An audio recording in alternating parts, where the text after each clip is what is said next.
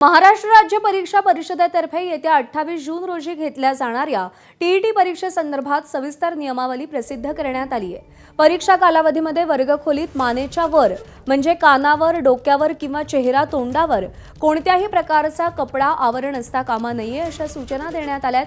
कोणत्याही प्रकारे बूट घालून यायला वर्गखोल्यांमध्ये परवानगी नसेल। चप्पल, स्लीपर, सॅन्डल किंवा इतर हलकी पादत्राणं घालूनच वर्गखोल्यांमध्ये यावं लागेल। पर्यायी प्रश्नांचं उत्तर देताना एकदा गिरवलेला पर्याय बदलता येणार नाही।